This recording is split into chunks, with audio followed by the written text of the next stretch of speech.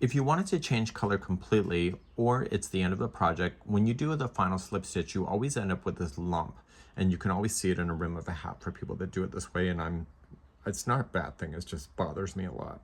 So what I want to do is that I want to release the last one off, and I don't want to slip stitch it traditionally the way that we know it. Okay, so I want to release it off, and I want to open it like this. So instead of finishing this last stitch, I'm going to use this and I'm going to pull up on it so that this strand comes out of this right here. We're then going to put this onto tapestry needle instead, and we're going to do a faux stitch with the tapestry needle instead.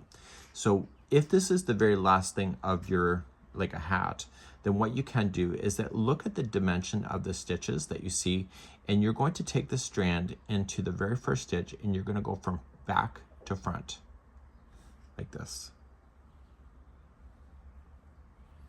and you're going to pull that through, but don't pull it to the point where it's so tight that you don't know what's going on. And you're going to pull it to about the same length of what you see. And now you're going to go down through where this is coming out of and towards the back of your project. And when you pull on this, you want this stitch to be very similar to what you're already seeing. Okay, so you're creating an extra stitch here. So then you're just going to secure in your tails then on the back side just by weaving it in. If you were changing color completely on something like a mandala, then what you can do is that if you pull it absolutely tight, it gets rid of that completely. So therefore you don't have you don't have 3 stitches what it appears, it only has the 2 that you need. So it's called an invisible join for that reason. So if you're finishing a project, I recommend finishing it like that.